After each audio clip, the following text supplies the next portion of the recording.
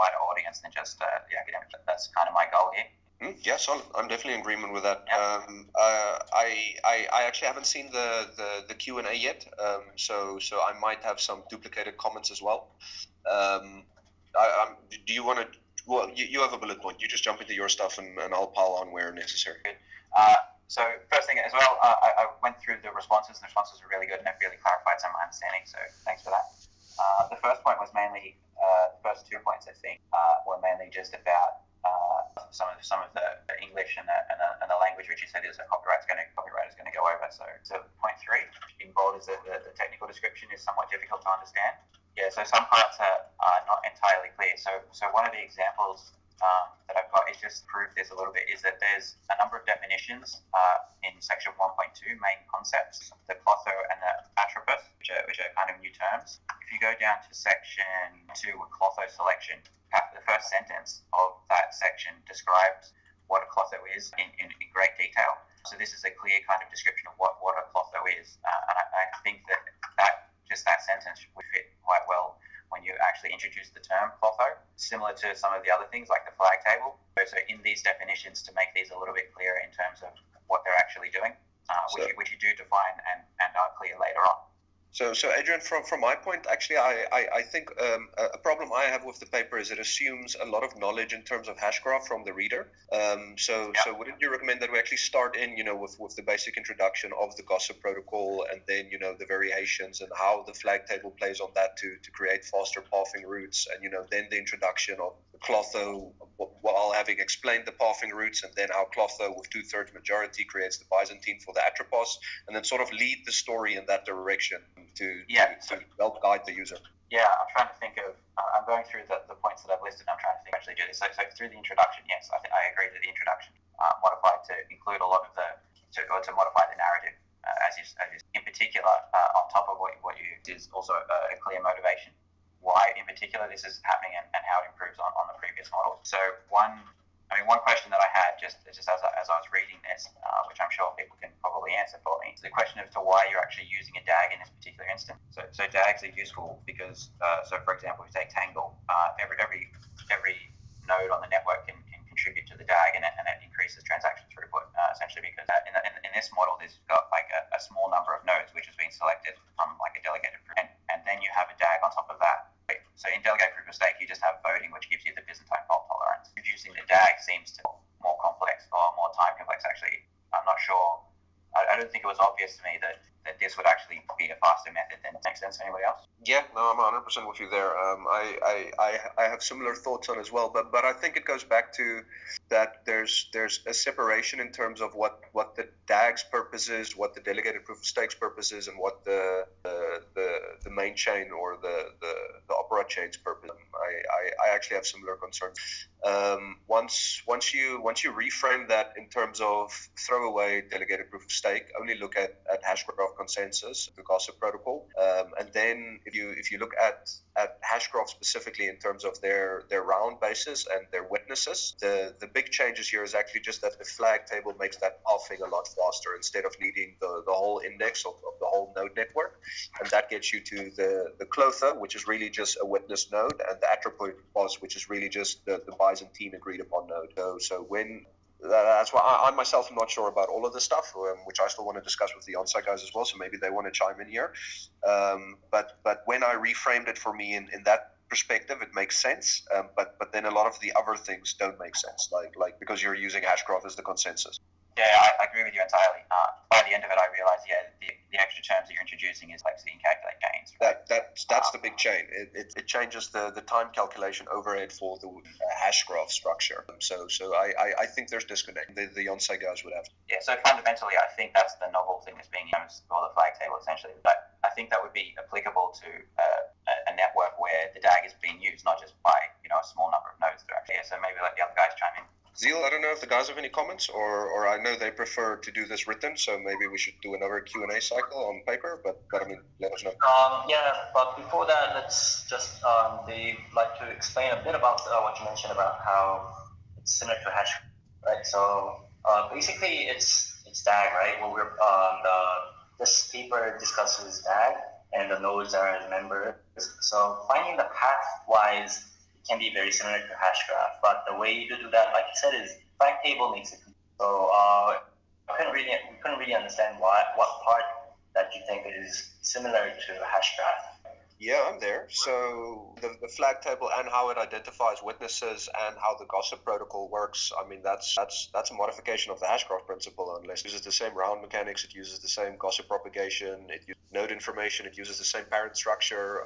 Even if you look at the structural design of the node packet, it's the same as the Hashgraph one, except that we add flag table. As I have it, the flag table, the faster routing pattern, because we're in a current Hashgraph implementation, the whole graph to be able to, the Hashgraph does that as it adds a new gossip node, the DAG, and that's what allows the faster lookup, which Clotho and the Atropos fast. Could be completely wrong.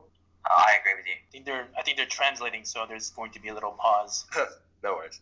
Andre, did you read some of the proofs at the bottom? Of the white paper, or of what you guys sent? Oh, yes. If you're talking about the white paper, then yeah. I didn't go through all of them, in all honesty. I started with, I think, the top 5 or so, and then there was some terminology there that... Yeah, sure. So for example, there's a few lemmas in there, like the fork lemma. Yeah, I'm also quickly getting it. Yeah, so the proof wasn't obvious to me. It essentially just says that the structure of the DAG prevents all forks, and then this lemma is used in future lemmas and future theorem. Yeah, so when I was visiting the guys, I actually had the same thing, because I still worry about, double spend attacks at opposite end of the network, because I'm not sure how I mean, I know it's low coincidence, but the chances of a pure Byzantine disagreement happening with it on both of those spectrums and creating a hard fork will cause a lockout of the system, and I'm not sure how the proofs are proving that won't happen. Yeah, so one of my suggestions is to improve on some of these. Some of them are not entirely obvious to me. I couldn't think of an exact counterexample though, as I tried to do it. So make some elevator. Hey, we might like to address some of the concerns here. Sorry, it takes a bit of time for us to translate and give you back the answer. So basically, about the double spending, it's 2/3. You disagreed last time that we were in the meeting, but the 2/3 and the 2/3, they have to overlap, and in that overlap, there's got to be at least 1/3 of them. So there's got to be an agreement, right? So double spending cannot happen. Double spending is cut out from that point. Yeah, I still struggle to agree with that statement, specifically because the while theoretically small, the probability does exist that there can be full 2/3 agreement. So that 2/3 overlap from Clotho to Atropos will typically most double spends, but there can exist one that under that top Atropos 2/3 agreement on 2 Clothos exists with exact 2/3 agreement, and then there isn't a mediator. It's the same problem you have in something for stake propagation. That's why I kept getting stuck on it. But in all honesty, I've gotten to the point where I'm just building it now and then seeing how it plays out. But in my mind, the double spend is still a problem, because I don't see how the 2/3 is stopping it. And the other concern I have is that if the double spend works as I'm seeing it with the Clotho 2/3 and then the Atropos 2/3, and that creates the 1/3 lap over, then that has a big impact for both finality and actually for transactional throughput. But that's something I just have to build. We've had all the theoretical discussions. All right. So how do you want this the code to be? Do you want it to be completely back and forth, or do you want more of a writing theoretical? It's going to take a bit of time. No. So Zila, I agree 100%. From what I saw with our last meetings, the best way to do this is maybe me and Adrian. We go through all of the details. We see where we compare notes. We write that down. We provide that in written form, and the Onse guys can respond. Yep. So yeah, that should be fine. The majority of my notes, the technical stuff that I would raise, I would have to probably reread this paper a couple of times and spend a bit more time on it.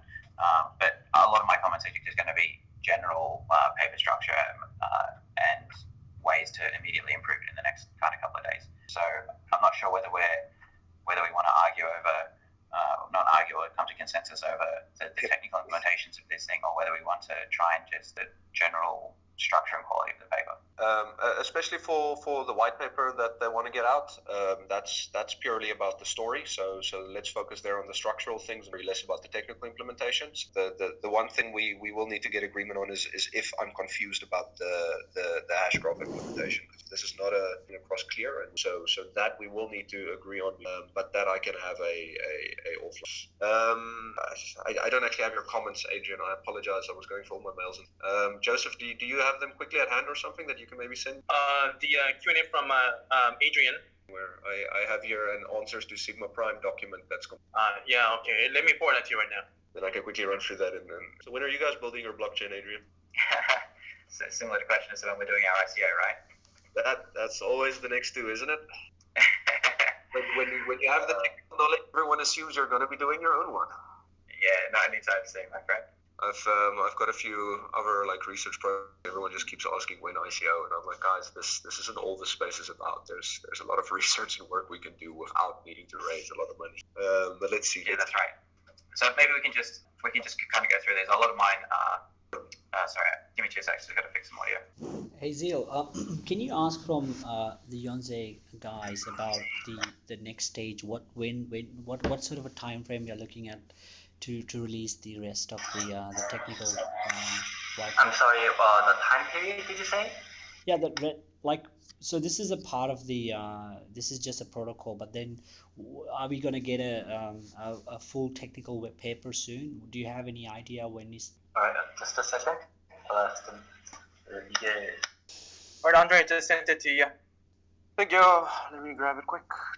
on Telegram. Oh, on Telegram. Why would you Telegram? Email me, man. It's easier to find it on Telegram. I think it's on Telegram. Just for clarification, for Ashton's question, Yeah. The Yonsei guys are only in charge of the algorithm part, consensus, and the other parts would be done somewhere else. We're guessing it's Andre. I'll figure something out. Let's have a look. Hello? Nope. Yeah, no, we can hear you. We can hear you. You can hear me? Yeah. Perfect. You hear. Sorry about that, guys. Okay, yeah, so I guess the initial thing is my comments are mainly presentational. As I said, I only had a quick look at this paper, so I didn't get the chance to go through all the technical stuff. So maybe myself and Andre can come up to come to an agreement about how we should build the narrative for this thing and how you want it to read. Do we agree with that? Yeah, no, same page. Okay, cool. So a lot of my comments, the ones that I was particularly missing as I read through this, is a clear motivation and a clear reason as to why these things are introduced. As you said, I think this is going to come back down to as to whether you're introducing this for time complexity efficiency, or you're actually generating a new kind of Byzantine fault tolerance system. But in either case, I think that you can improve on the motivation, in particular improvements versus what you're currently modeling this thing off, why it improves on it, and secondly, why this particular model is better. Firstly, yep. So maybe if we agree on this, we can just write down some key points to change the introduction. This again comes down to me not knowing what implementation this is, because I mean event blocks read like hash graph nodes, but then where does DPoS come from? Because I mean if this is just if this is just a DPoS based event mechanism where a node in any given round gets elected to create an event block, then I'm not really seeing how the Clothon attributes are adding value. Then like a standard blockchain structure would actually have more value. But on the assumption on the assumption that this is a hash graph based Byzantine consensus mechanism, which I like, aside from patent pending and those legalities, which is a different conversation, then the value prop here is that it is a faster to finality and faster to consensus protocol. And then that's the narrative. Faster to finality? Yeah, because technically, because I mean the big change from what I'm getting, and again there might be something lost here in translation, but the big thing I'm getting is that the flag tables are because standard hashgraph implementation has a similar implementation where it waits until it has a supra witness node, and then it closes the round, and that's sort of the finality. But to do that, it goes through the whole DAG every single time, and it does its virtual voting. This is skipping the virtual voting and sort of with every event block predetermining that vote, so that by the time that you get to a witness node, the flag table already has all of the data to immediately make that decision. So while not a drastical difference, that's in theory the finality difference to that round. I agree. Okay, I'm just going to go through the points that I've raised that I think are probably something to talk about to expand on what I was thinking as I read through this paper. So the first 2 points are mainly just about language. The third one, the technical description, I think we've kind of addressed that we need a kind of a clearer narrative that would bring up, or at least frame the thing that the consensus that you're trying to talk about a little bit clearer. What have I got? Oh yeah. So the fourth one was the fact that you're using DPoS on top of. So this was more for the Fantom guys. If you were asking me about the technical implementation, is that you may receive some criticism if you're using DPoS and the calculation of this scales as n squared, then you can only have a certain number of nodes that are creating all the blocks. So some element of decentralization gets lost. But that's a standard kind of thing if you're going to use these kind of consensus, right? 5. Again, so this point was mainly for Michael and Ashton, describing that the paper is just for consensus and not for anything else, which everyone's aware of. 6 again is motivation. So there are claims that which I've seen running around Fantom that this achieves a really fast throughput transactions per second. I think it's also written in the conclusion that one of the main reasons to implement this is that it has a really fast transaction per second. I agree that by adding these extra terms, you reduce the time complexity by adding, the Clotho and Atropos. However, do you get a faster transaction throughput as if you were just to use a voting system like DPoS if you're going to use DPoS anyway? Is this necessarily faster than other consensus? So if you're going to say that this does have a very fast transaction throughput, is that relative to what? I think that should be expanded on. So there's a response there which I think kind of addresses that. So that was just one point I think should be added. Okay, so then I just quickly looked at some simple presentation things that you could adjust quite rapidly to just improve the general aspect of the paper. So in particular, in particular, the definition of some of the elements are kind of unclear. Some of the figures, as you go through those, they can. I think you should add a key, which I think was misunderstood in my comments. But for example, the nodes which have colored labeling represent which node is actually presenting which event block. But that doesn't get described until like page 6 or something at the bottom of. So adding a key, or at least expanding onto the caption of each of the figures, explaining what is happening. Usually with DAGs, it's good to show the direction of which way the graph is. I think one of my colleagues was looking at figure 5 and was having difficulty working out whether it was going from left or right. So just adding a direction. I'm not sure if you want to keep going on with these kinds of trivial things, but a lot of my comments are kind of based on that as I was reading the paper. Yeah, we just need to incorporate those, man, because I also had the problem of seeing a figure and then it's only referenced 2 pages later. So there's definitely work to be done there. Yeah. So further clarification in the actual some of the mechanisms that you say that. So for example, when an event block is created, then you have to do a depth first search to work out whether it's Clotho or whether it's not. I assume that it wasn't clear as to whether all the other nodes, I guess, but I suppose it's going to be similar to Hashgraph that has to verify this claim. Adding some kind of expanding on, exactly which calculations done by who. What was there? There was another one in particular. So introducing the cost function in the protocol. So the cost function is to give you an even number of distributions, right? So it wasn't clear to me entirely, or it wasn't obvious as to why this cost function is used, and whether the in-node vectors are like a weighted sum, or whether it's just the in-node vectors for the top block. In which case, it seems it just kind of biases, blocks that are event blocks that have a greater history. Do you have any input on this cost function, Andre? Which sounds like you've read this kind of in more detail than I have. Same conclusion. So yeah, so I came up with like just a rough scenario, which in my comments has been responded to. But if you had one node that has it's on an AWS server and it's generating 1 million transactions a second, and then one node that's a Raspberry Pi and can't process that amount, the H of the AWS is going to increase rapidly, in which case its cost function is always going to be would seem that the faster node will get more connections, except for the case when one of the nodes creates a new block. Then I imagine the in-node vector of that top block is going to be 0.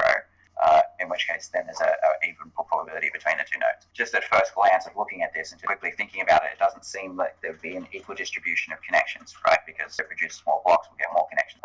So I wasn't entirely sure why this cost function was used or how it kind of onto the system, but I'm sure it has a reason, and I think that reason probably should.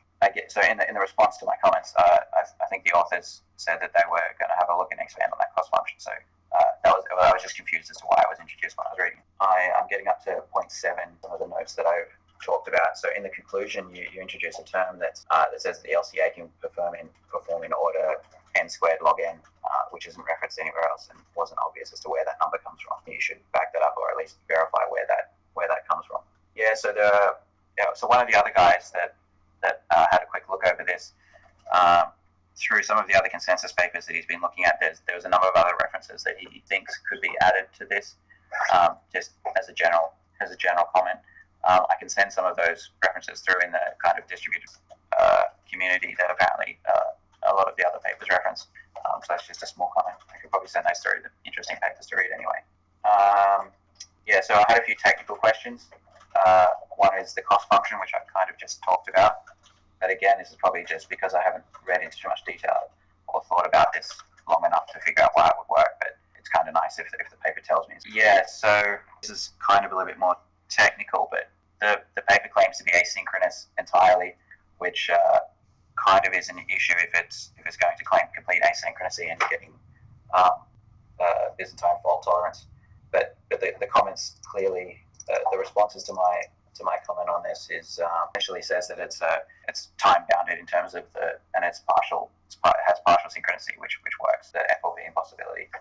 I've got a paper there, but that seems to be addressed. So I think that was addressed by the authors quite well. So that's So another thing that was raised is that the formal model definitions in some other consensus papers isn't talked about in this one.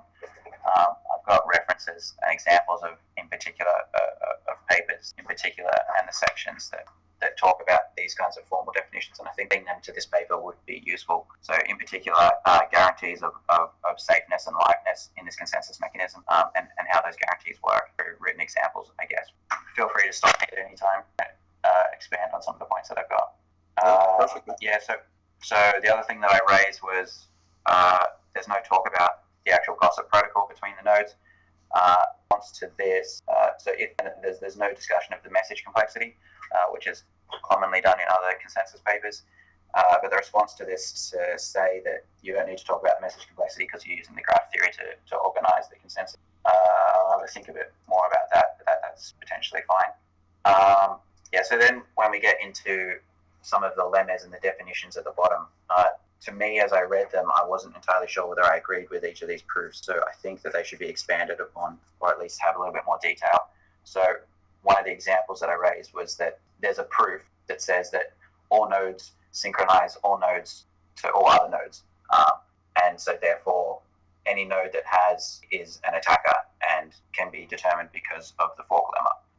So I'm not entirely sure that you can assume nodes in an asynchronous network have the same history, and if they don't, then one of them is the attacker. If you have an asynchronous kind of network, then I would imagine each of the nodes would by definition kind of be out of sync. So the proof kind of seemed like it needed a little bit more information to prove there in that thing, as opposed to just saying that a consistent state history, which I'm not entirely sure is true. But again, I have. So there was some parts in the definitions that were undefined, particularly when how you define clothos. So there's a discussion there, but this has been acknowledged, and you guys will add it. So there are some of the small things that I had. So just in particular, the overall gist is that there are elements of the technical implementation that in here that were, as I read them through the first go, it took either a lot of thought to figure out what was happening, expand on quite a few of those to figure out what's, so kind of make it clearer that as you read through exactly what's going on. So in particular, it's like the cost function, the motivation, and actually figuring out when I first read it, figuring out the clotho, the clothos and the attributes and how they get defined could be expanded upon. So I think in general, they're the technical points that I had from my first read. So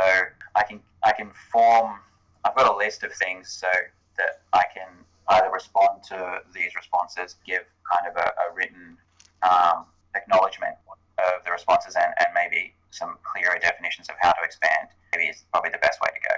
Yeah, if possible, I definitely think that's going to be the most efficient route. One thing I was just mentioning to Joseph now as well is that the fact that you raised the same concerns as I did means that other readers are going to have it as well.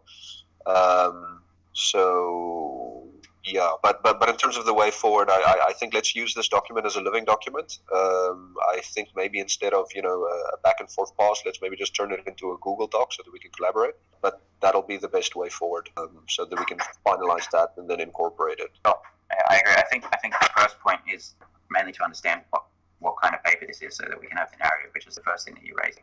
Well, it looks like for now this is just white paper version 2. So we focus it from a white paper perspective. It means we can be a little bit more lenient on the technicality, but we're working towards a full technical research published paper. So in that case, we'll have to. Yeah. So there's in my second question. Are you planning on having a published paper and then publishing like an academically published paper in a journal, and then having a separate document that kind of expands on that? Because I imagine the two would not necessarily be the same, right? Like you could have something that's entirely technical where you expect your audience to be the research community, right?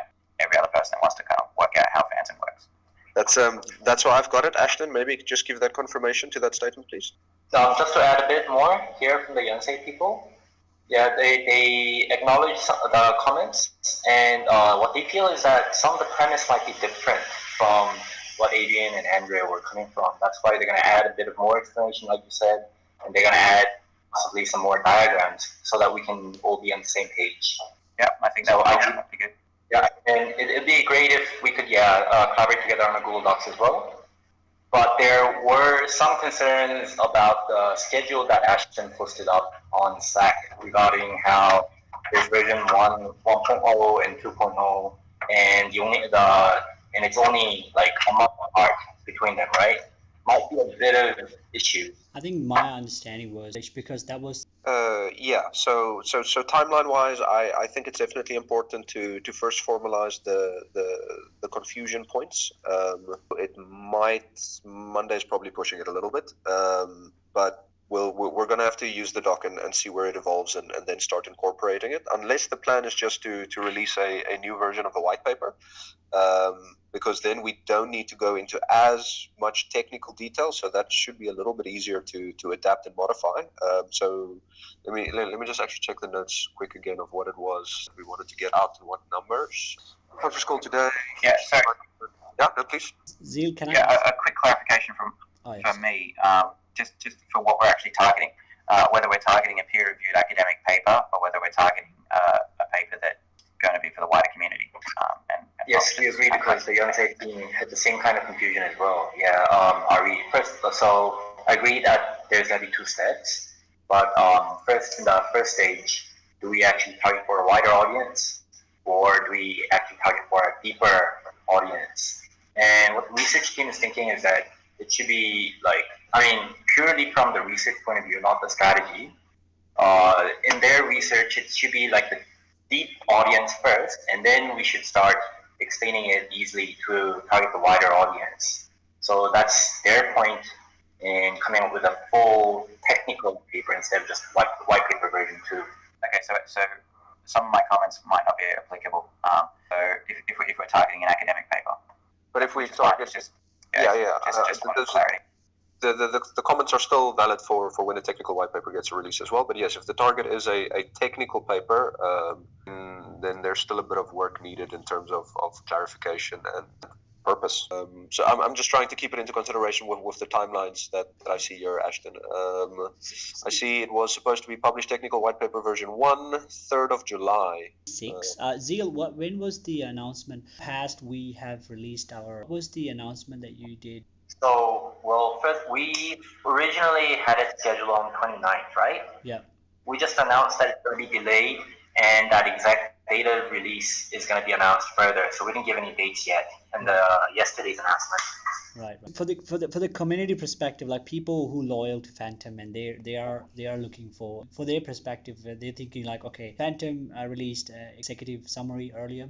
Now, furthermore, I think one of another aspect out of all other leaders, I think I kind of agree with the perspective because a lot of projects, the more that we actually share information about that kind of we're thinking earlier, but again, it's all depending on how viable.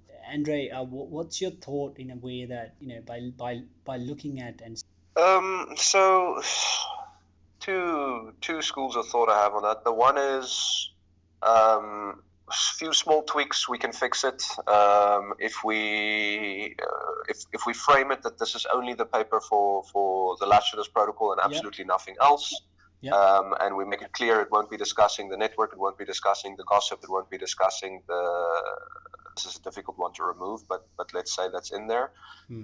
We fix up the graphs, we fix up the figures, then technically you can present it. I wouldn't, because when I read it, it does not answer the question of how does it achieve 300,000 TPS. Because if that's the value proposition, the paper as written does not answer that question clearly. Or the EVM, right, that you can do processing on. I'm not. Does it have clear transaction ordering as well? For the guys, unfortunately. Yeah. I couldn't. I mean, I understand that you get a chain and then you can order the main chain, but I'm not sure whether that's still conducive enough for having an EVM and processing actual on it. Yeah, because it won't be executing within the opcode environment unless it pulls out of that system the whole time, because the event blocks aren't actually processing transactions. Yeah, that's right. So one of the claims for Fantom is that it's a DAG-based system that allows it to do, that replaces that has its own virtual machine and can do arbitrary calculations, right?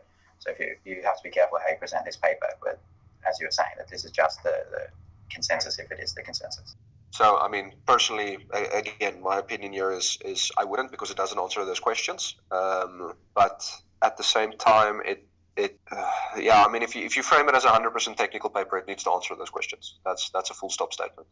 If this is something in between of a white paper and a technical paper, maybe, because then it's more about positioning and messaging. But until the paper can make it clear how is it achieving the two big differentiators for Fantom, which is smart contract based DAG and 300,000 transactions per second, I wouldn't publish it. Can we not just kind of frame it as just a explanation of the Latches protocol? Yeah. So it's not a full-on technical white paper, because it's not at this stage, but it is a detailed explanation of the Latches protocol. So I mean, can we frame it as such? That's all we're gonna do. If that's your messaging, and like I say, it's somewhere in between a full technical paper and a white paper, then it's fine. This is an addendum to the technology, and we want to take the opportunity to explain the Latches protocol to the public. Then all we need to do is we need to get we need to take Adrian's comments in terms of the value proposition at the start. Why are we building this, and what is it achieving? We need to get the definitions a little bit clearer. The definitions are always later in the document than earlier, so we need to bring them in. The graphs need to be addressed in terms of both their direction and their labeling. And the ordering needs to be addressed, and that's mostly aesthetic. So that, and then you can position it like that, sure. Yeah. I think it makes sense to do it that way. Zio, if you can let the guys know over there that I think that's probably the right action to take for us on this at this level. I'd just like to hear Adrian's thoughts on it as well, if possible. Yeah, I agree for all the things that you said, but the one thing that kind of sticks in my mind is that just before you actually publish this thing, if this is going to be the consensus mechanism that you use, is it actually possible to do 3,000 transactions per second on this thing? So if you publish this and then later decide, oh, wait a second, this actually can't do the things that we promised, for example, smart contracts and TPS, are you going to change it later in the future and say, oh, we'll just use something else, we'll just go entirely different? So my only concern is that mainly has this been designed such a way that it's even possible to achieve the goals that you guys are talking about? I don't know the answer to that question. I know my opinion on that question, but until I've built it, I can't comment.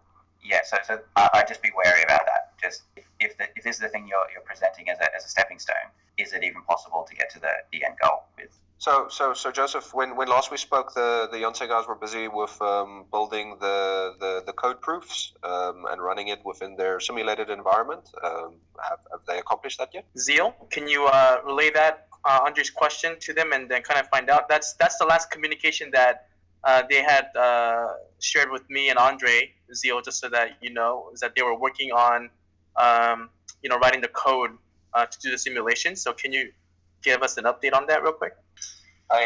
Just to address Andres and Adrian's question about 30,000 TPS, the 300,000, I'm sorry. The Yonsei team thinks that we can confidently say, because Hashgraph says 250,000 on their famous nodes, and mathematically speaking, the Lacaze's consensus protocol, consensus algorithm is much faster than Hashgraph, and finding the quote-unquote the famous nodes and all that. That's why we could say that it's faster than 250,000.